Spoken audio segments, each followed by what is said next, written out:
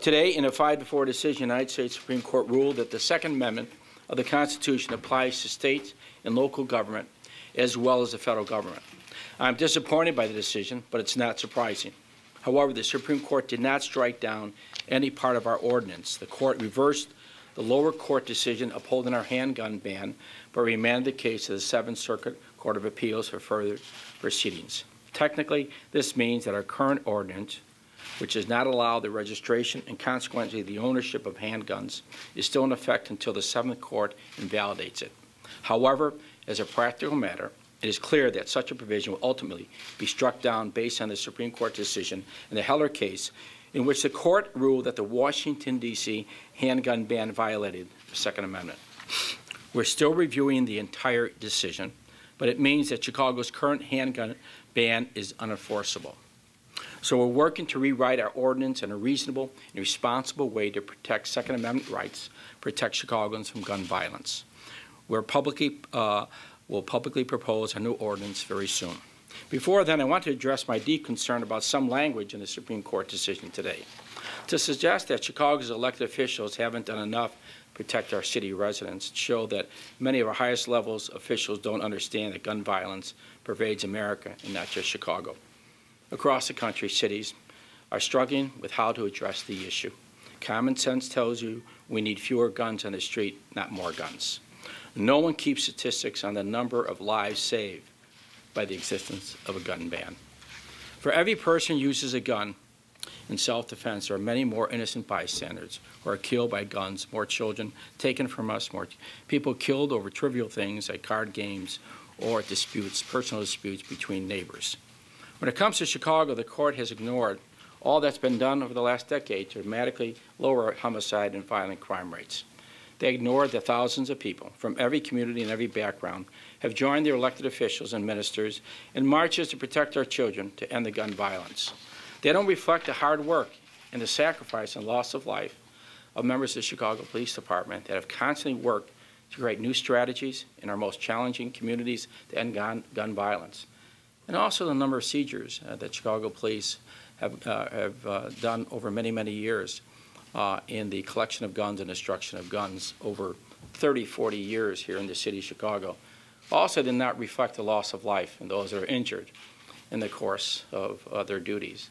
They did not reflect also in this recently honoring police officer today, almost 50 or 60% had some form of gun placed in their head close to them during the commission of a crime.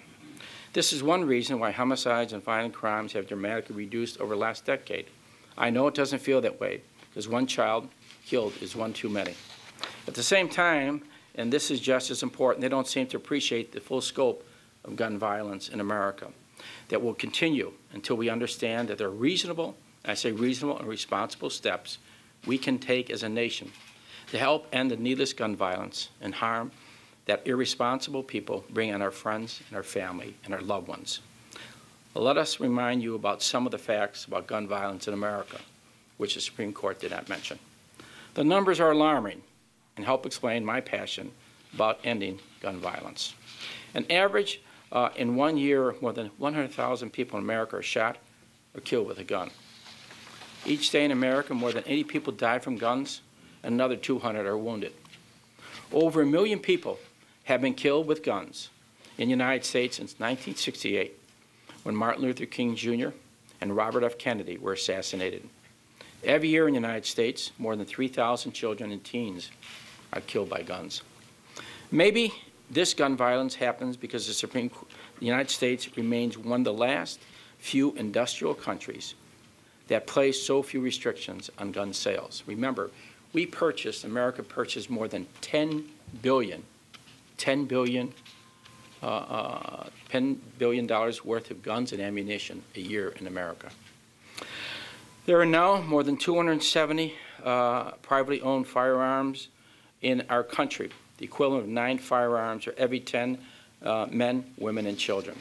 Further, the latest data from the United States Center for Disease Control and Prevention shows that well over 3,000 children and teens died from gunfire in the United States in 2006, a 6% increase over 2005.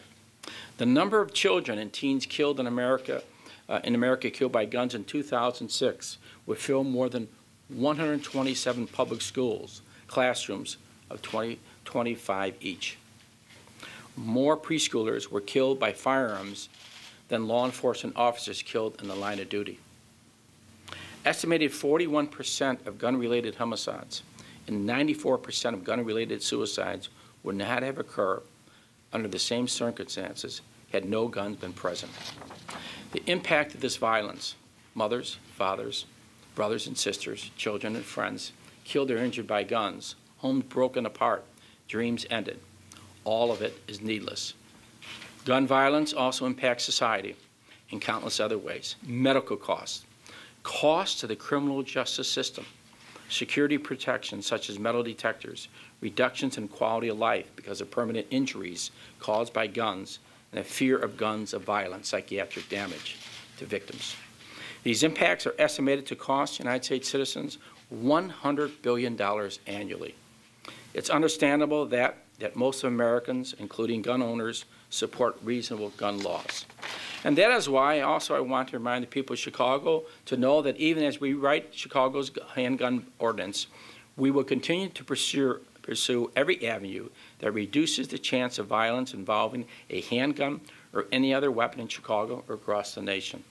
As a city, we must continue to stand up to the gun and drug thugs who only want to terrorize our communities and harm our people. That includes going to Washington again to work for the ban on assault weapons to be reenacted. It includes pursuing a crackdown on gun shops and their owners at the federal and state level, if needed. We'll also look for new ways to challenge gun manufacturers, including how they market to our younger people. We'll continue our efforts to close a gun shop loophole in Washington, D.C. Further, we'll work even harder to make sure that only responsible adults can have access to guns across the nation. And that's a question.